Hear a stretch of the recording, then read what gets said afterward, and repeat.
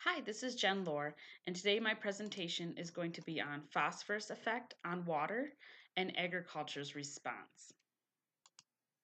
So what do you see when you see this picture?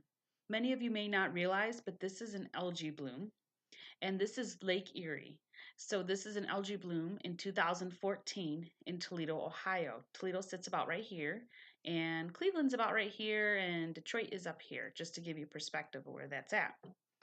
But in August of 2014, the algae bloom left 500,000 residents without drinking water for about 3 days.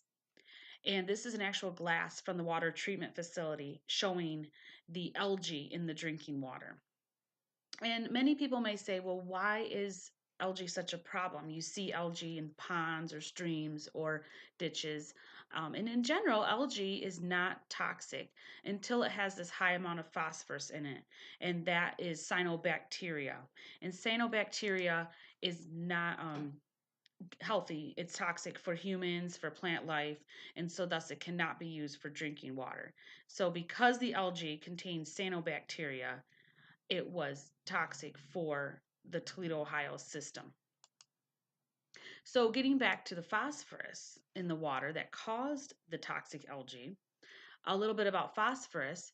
It is a common fertilizer.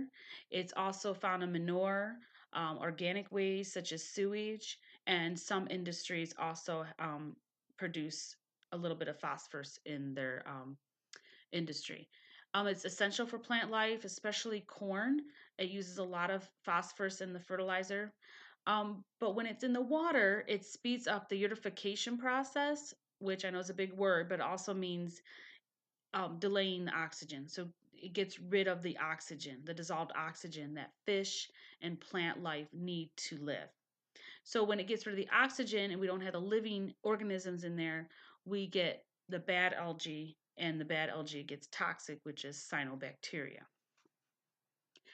And so you may wonder, how does this phosphorus get in the water?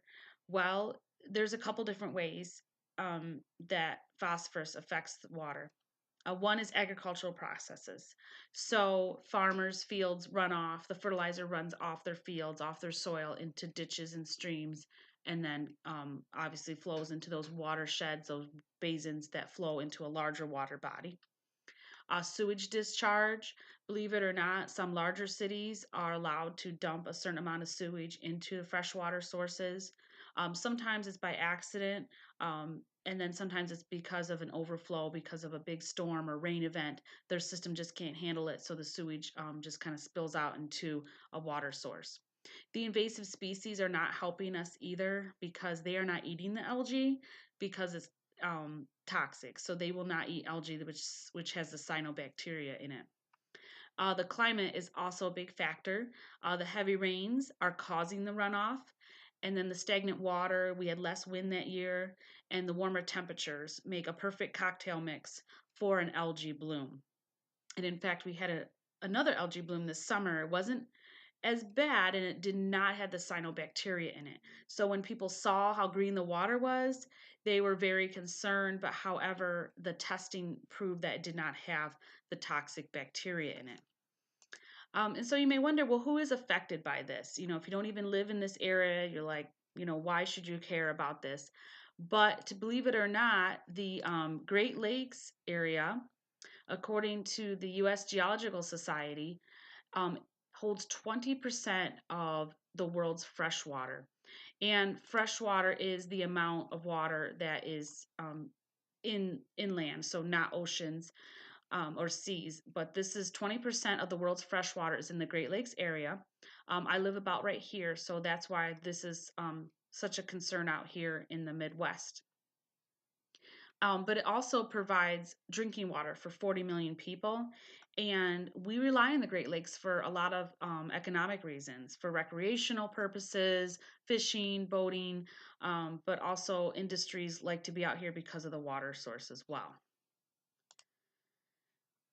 So, what is agriculture doing about this? Well, there's a couple things that we're forced to be doing from the government. The government would like to see legislation regulating the amount of fertilizer, the phosphorus, and the timing.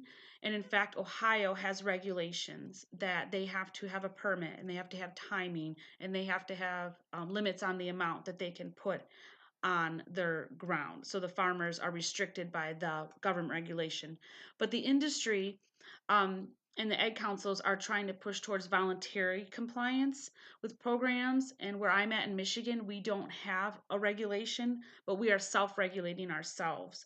So we have a program called the 4R Nutrient Program that was developed by the Nutrient Stewardship Council.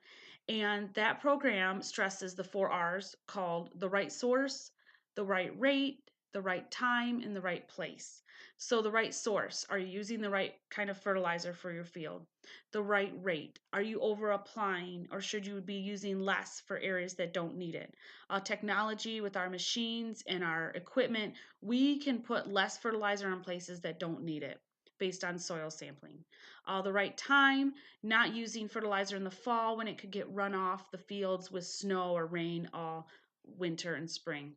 In the right place, putting that fertilizer where it's needed, or maybe where it's not needed, creating some buffer strips, or saying, hey, let's not plant corn here because the fertilizer will run off into this particular stream or this particular watershed. And something else that they're doing in the watersheds, which is an area that flows into that particular lake. So mine is called the Western Lake Erie watershed. So everybody in this area that's farming, our fields run off into lakes that flow into the Great Lakes here, Lake Erie. They're putting these monitors on the fields called end of field monitoring, and it actually monitors the water that's running off into the fields. And the US Geological Society, you can monitor these online. You can see daily the water temperature, what's in the water, the type of nutrients in it.